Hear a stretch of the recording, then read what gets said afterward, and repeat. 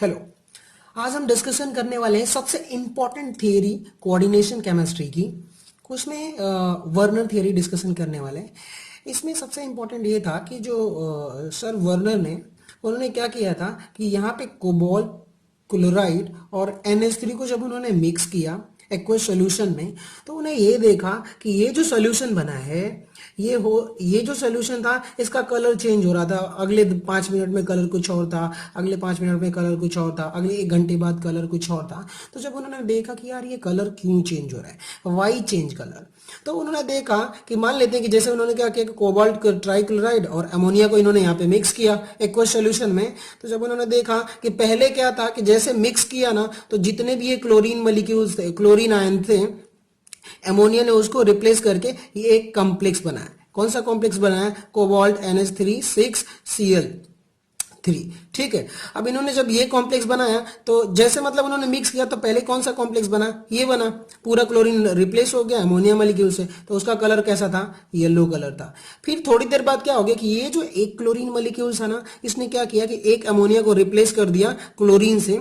तो जैसे ही रिप्लेस किया तो अब क्या होगा कि हमारा कोऑर्डिनेशन कंपाउंड चेंज हो गया, और जैसे ही चेंज हुआ तो उसका क्या हो गया? कलर भी येलो से क्या हो गया? पर्पल कलर हो गया। ठीक है। अब यहाँ पे क्या हुआ कि एक क्लोरीन तो चेंज कर दिया तो पर्पल कलर हो गया। गुड। फिर थोड़ी देर बाद देखा कि क्या हुआ कि यहाँ पे जो क्लोरीन, एक बाहर जो क्लोरीन मॉलिक्यूल्स था, ये क्या किया? एक और अमोनिया मॉलिक्यूल्स को क्या कर दिया? रिप्लेस कर दिया। और जैसे ही रिप्लेस किया तो उसका कलर क्या हो गया? वॉयलेट कलर चेंज हो गया। ठीक है। और जैसे ही वॉयलेट कलर चेंज हुआ तो यहाँ पे 2Cl मॉलिक्यूल्स हो गए और 4। फिर इन्होंने एक क्लोरीन जो था वो अमोनिया मॉलिक्यूल्स को रिप्लेस किया और क्या बना दिया? CONH3 थ्रायस और क्लोरीन भी थ्रायस। तो अब उसका कलर क्या हो गया? ब्लूइश कलर चेंज हो गया। जब वर्नर साहब ने ये देखा कि ये चलो ठीक है, कलर चेंज हो रहा है, पर क्यों चेंज हो रहा है, कैसे चेंज हो रहा है, वाई। तो जब उन्होंने स्टडी किया तो देखा कि ये जो हमारे कोऑर्डिनेशन कंपाउंड्स हैं, जैसे कि हमने बनाया तो ये कोऑर्डिनेशन कंपाउंड बना, इसमें दो तरह की वैलेंसी होती है, 2 टाइप ऑफ वैलेंसी।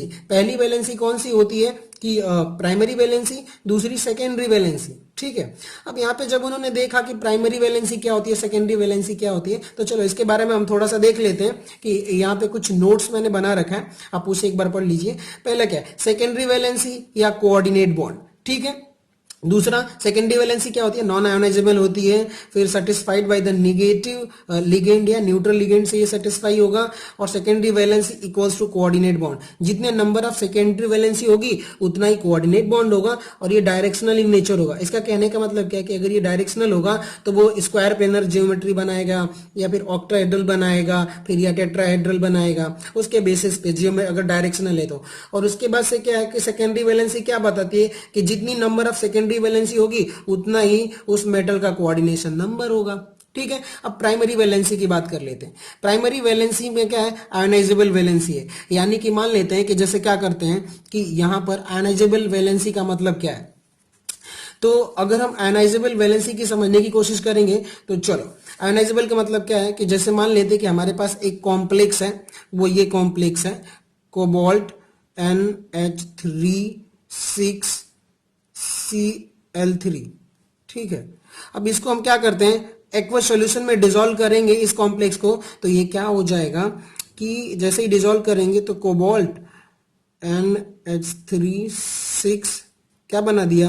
3++ 3Cl-।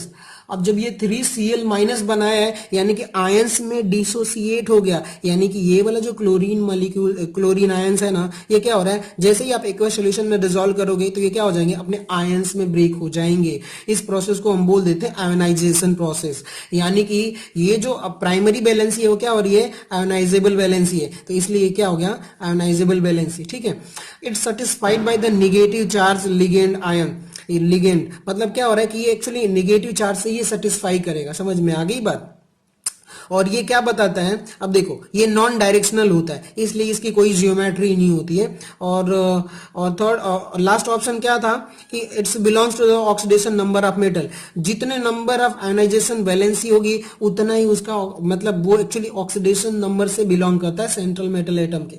चलिए ठीक है, ये तो हम थियरी थोड़ा पढ़ लिए, अब हम इसे समझने की कोशिश करते हैं कि एक्चुअली में कैसा होता है। चलिए, तो हम इस स्ट्रक्चर को जब समझने की कोशिश करेंगे तो यहाँ पे कोबाल्ट NH3 6Cl3, ठीक है। तो जब वर्नर साहब ने सोचा कि यार चलो ये कंपाउंड येलो कलर का है और चेंज पर्पल कलर का हो रहा है, तो क्यों हो रहा है, कुछ तो रीजन होगा, वाई हैपन।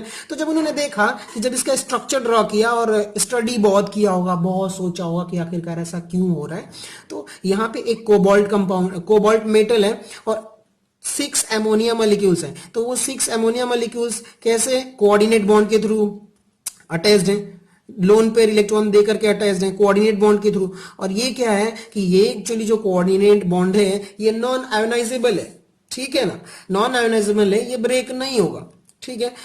और जो 3 मॉलिक्यूल्स हैं, ये वाले जो 3 आयंस हैं वो कैसे, डॉटेड बॉन्ड से, डॉटेड बॉन्ड से कनेक्ट है, यानी कि इसे अगर वाटर में हम वाटर में डिसॉल्व करेंगे तो ये क्या हो जाएगा, अपने आयंस में डिसोसिएट हो जाएगा, आयोनाइज हो जाएगा, जैसे कि यहाँ पे मैंने बताया, यहाँ पे एक्सप्लेन किया है कि आयोनाइजेबल है, तो ये आयंस में ब्रेक हो जाएगा, ठीक है। चलिए, तो अब यहाँ पे क्या हुआ कि ये जो येलो कलर था इस कंपाउंड का ओन आइडेंटिटी कलर है, क्योंकि यहाँ पे क्या, कोबाल्ट 1 2 3 आयोनाइजेबल वैलेंसी है और 6 क्या है, कोऑर्डिनेट बॉन्ड है। यानी कि अब बताओ इस मेटल में कितने कोऑर्डिनेट बॉन्ड है, 1 2 3 4 5 6, यानी कि इसका कोऑर्डिनेशन नंबर कितना हो गया, कोऑर्डिनेशन नंबर 6 हो गया, ठीक है। अब बताओ कि इसमें सेकेंडरी वैलेंसी कितनी हो गई, तो जितने नंबर ऑफ कोऑर्डिनेशन है, बॉन्ड है, उतनी सेकेंडरी वैलेंसी होगी, तो यानी कि 6 सेकेंडरी वैलेंसी है। और तीसरा ये इंपॉर्टेंट बात है कि कोई भी ट्रांजिशन मेटल हो, समझ में आ गई बात, ट्रांजिशन जो मेटल होते हैं ना, ट्रांजिशन मेटल, उनका कोऑर्डिनेशन नंबर फिक्स्ड होता है। क्या होता है, इनका जो कोऑर्डिनेशन नंबर होता है, क्या, कोऑर्डिनेशन नंबर जो होता है वो फिक्स्ड होता है। समझ में आ गई बात। चलिए, तो अब हमें तो पता चल गया कि प्राइमरी वैलेंसी किससे डिनोट करते हैं, डॉटेड बॉन्ड से, और कोऑर्डिनेट बॉन्ड को कैसे डिनोट करते हैं, सॉलिड लाइन से, ठीक है। चलिए, अब मान लेते हैं ये येलो कलर था, अब चेंज पर्पल कलर हुआ, तो क्यों हुआ। अब यहाँ पे क्या हुआ कि एक जो क्लोरीन मॉलिक्यूल्स था, अमोनिया मॉलिक्यूल्स को रिप्लेस कर दिया, तो यहां से क्या हो गया, 6 था अब 5 हो गया, अब एक क्लोरीन अलग अंदर भी आ गया। अब ध्यान से सुनना, यहाँ पे क्या हो गया कि अब देखो यहाँ पे इस NH3 को इस क्लोरीन मॉलिक्यूल्स ने क्या कर दिया, रिप्लेस कर दिया, तो अब हमारा क्या हो गया, कंपाउंड, कोऑर्डिनेट जो कंपाउंड था वो पूरा चेंज हो गया। अब क्या हो गया, यहाँ पे एक क्लोरीन मॉलिक्यूल्स आ गया। अब बताओ भैया कि अगर क्लोरीन मॉलिक्यूल्स आ गया तो क्या हमारा पूरा कंपाउंड चेंज हो गया। अब जब कंपाउंड चेंज होगा तो उसकी प्रॉपर्टी चेंज होगी, और प्रॉपर्टी चेंज होगा यानी कि कलर चेंज हो गया, और भी इसकी प्रॉपर्टी चेंज हो जाएंगी, यानी कि अब हमारा मॉलिक्यूल्स चेंज हो गया है। अब देखो भैया यहां पे क्या है कि ये हमारी सेकेंडरी वैलेंसी है, 1 2 3 4 5 6, क्योंकि सेकेंडरी वैलेंसी तो फिक्स्ड है, कोऑर्डिनेशन नंबर फिक्स है, मतलब सेकेंडरी वैलेंसी फिक्स है। क्योंकि देखो अब जितना कोऑर्डिनेशन नंबर होगा, जितनी सेकेंड एक्चुअली जितना कोऑर्डिनेट बॉन्ड होगा उतनी ही हमारा कोऑर्डिनेशन नंबर होगा, यानी उतना ही हमारी सेकेंडरी वैलेंसी होगी। तो अब यहाँ पे क्या हुआ कि इसे हम जब समझने की कोशिश करते हैं तो यहाँ पे क्या हो जाएगा कि 6 कोऑर्डिनेशन नंबर तो है, हाँ, पर अब क्या हो गया कि ये जो निगेटिव चार्ज है ना, ये भी प्राइमरी वैलेंसी से जुड़ेगा, प्राइमरी वैलेंसी से तो जुड़ेगा ही, कोऑर्डिनेशन बॉन्ड से भी जुड़ा रहेगा। तो इसलिए अब क्या हो गया कि इस कंपाउंड की प्रॉपर्टी हमारी क्या हो गई, चेंज हो गई, ठीक है।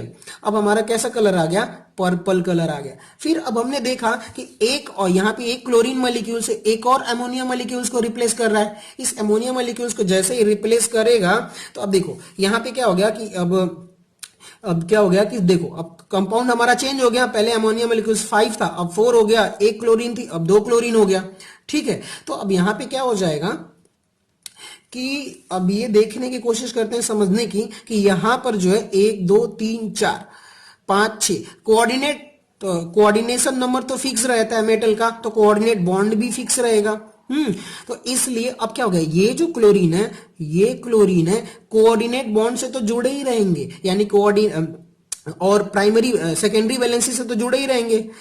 डॉटेड लाइन को एक्चुअली डॉटेड लाइन को प्राइमरी वैलेंसी बोलते हैं, तो ये तो सेकेंडरी वैलेंसी के साथ साथ अब किससे जुड़े रहेंगे, प्राइमरी वैलेंसी से, क्योंकि ये क्या कंसिस्ट करते हैं, chloride ion negative charge consist करते हैं। तो अब बताओ, अब हमारी जो कंपाउंड है उसकी वैलेंसी कैसी हो गई, एक्चुअली 2 सेकेंडरी वैलेंसी हो गई। यहाँ पर क्या था, 1 सेकेंडरी वैलेंसी थी प्राइमरी वैलेंसी, यहाँ पर कितनी हो गई, 2 प्राइमरी वैलेंसी, ठीक है, तो इसलिए और हमारा मॉलिक्यूल्स भी चेंज हो गया, एक और क्लोराइड से मतलब रिप्लेस किया था अमोनिया को, तो इसलिए अब इसका कंपाउंड चेंज हो गया, तो वॉयलेट कलर हो जाता है पर्पल से।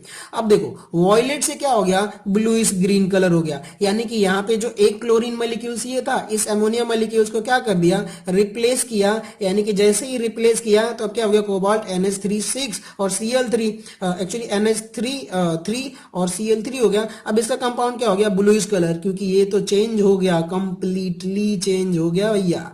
चलो अब देखते हैं कि यहाँ पर पहले क्या था, दो एक्चुअली प्राइमरी वैलेंस, एक्चुअली तीन तो प्राइमरी वैलेंसी थी, पर दो secondary valency plus primary valency थी। अब यहाँ पे क्या हो गया कि देखो 6 तो कोऑर्डिनेट सेकेंडरी वैलेंसी फिक्स्ड है, पर यहाँ पे नंबर ऑफ जो प्राइमरी वैलेंसी है ये क्लोराइड की ये बढ़ गई है, ठीक है। यहाँ पे देखो एक क्लोरीन जो है सेकेंडरी वैलेंसी और प्राइमरी वैलेंसी दोनों शो कर रहे हैं, यहाँ पर भी यहाँ पर भी, और एक्चुअली पूरा कंपाउंड ही चेंज हो गया, इसलिए इसका कलर क्या हो जाता है, वॉयलेट से ब्लूइश कलर हो जाता है। चलिए अब इनकी हम थोड़ा देख लेते हैं। अब हमने एक यहाँ पे पढ़ा हुआ था कि सेकेंडरी जो वैलेंसी है वो डायरेक्शनल इन नेचर होती है, ठीक है। तो इसलिए अगर कोई भी सेंट्रल एटम होगा, अगर 6 नंबर उसे लिगेंड जुड़े होंगे, इस मेटल से अगर 6 लिगेंड अटैच्ड हैं, तो उसका स्ट्रक्चर क्या हो जाएगा, ऑक्टाहेड्रल, ठीक है। अगर मान लेते हैं कि 4 लिगेंड अटैच्ड है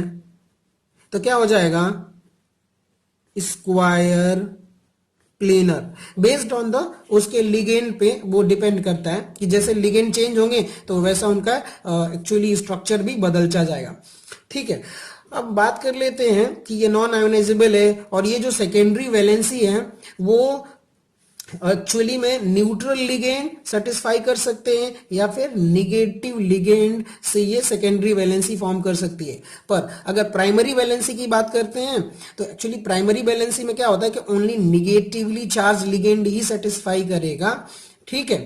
तो ये हमारा जो है निगेटिव, क्योंकि मेटल पे पॉजिटिव चार्ज होता है और ये निगेटिव चार्ज से आयनिक बॉन्ड बनाता है। और दूसरी बात सिंपल लैंग्वेज में बोले तो जो प्राइमरी वैलेंसी है एक्चुअली वो आयनिक बॉन्ड ही होता है, आयोनिक बॉन्ड, आयनिक क्या होता है, बॉन्ड होता है मेटल और निगेटिव आयंस के बीच में, ठीक है। तो इसलिए जैसे ही हम वाटर में डिसॉल्व करते हैं तो वो क्या हो जाता है, इजीली डिसोसिएट हो जाता है, आयोनाइज हो जाता है, इसलिए हम उसे आयोनाइजेबल बोलते हैं, ठीक है। अब क्या, its belong to the oxidation number of metal. अब ऑक्सीडेशन नंबर का मतलब ये होता है, जैसे कि यहां पे देखते हैं कि एक हमारा CO NH3 Cl3, अब इसका मेटल पे कितना ऑक्सीडेशन नंबर कितना है कोबाल्ट का, तो +3, इसका ऑक्सीडेशन नंबर क्या है, +3। एक्चुअली ऑक्सीडेशन नंबर ये बताता है कि इस सेंट्रल मेटल पर कितना चार्ज है, जितना चार्ज होगा उतनी ही हमारी क्या होगी, प्राइमरी वैलेंसी होगी। समझ में आ गई बात। तो इसलिए अब यहाँ पे देखो इस कोबाल्ट में कितना चार्ज है, 3+ चार्ज है, तो इसलिए 3 कितनी हो गई, प्राइमरी वैलेंसी भी हो गई।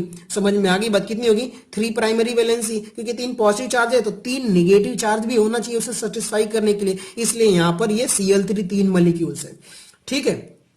तो अब उसके बेसिस पे अब हमारा क्या हो गया, अगर हम ये बोल सकते हैं कि ये जो है जो कि प्राइमरी वैलेंसी है वो ऑक्सीडेशन स्टेट को बताता है मेटल के, ठीक है। अब नॉन डायरेक्शनलिटी की बात कर लेते हैं। ये जो हमारा प्राइमरी वैलेंसी है वो नॉन डायरेक्शनल होता है, क्योंकि ये क्या होता है कि एक मान लेते हैं कि एक एटम A है जिसपे पॉजिटिव चार्ज है और एक एटम B है निगेटिव चार्ज है। अब देखो वो इसके, अब इनके बीच में क्या है कि force of attraction, electrostatic attraction तो लगेगा, वो यहां हो चाहे वो B- यहां पर हो या फिर B- यहां पर हो, ये फर्क नहीं पड़ता कि वो कहाँ है, एक पर्टिकुलर डिस्टेंस में अगर है तो उनके बीच में इलेक्ट्रोस्टैटिक फोर्स ऑफ अट्रैक्शन लगेगा, जिसे हम आयनिक बॉन्ड बोलते हैं। तो ये डायरेक्शन पे डिपेंड नहीं करता, वो किसी भी पोजीशन पे होगा तो इलेक्ट्रोस्टैटिक फोर्स ऑफ अट्रैक्शन लगेगा, जिसे आयनिक बॉन्ड बोलते हैं, ठीक है। तो ये सारी थियरी सर अल्फ्रेड वर्नर ने एक्सप्लेन किया था, और ये बहुत इंपॉर्टेंट थियरी है कोऑर्डिनेशन केमिस्ट्री की। तो please share, subscribe my channel. Thank you for watching.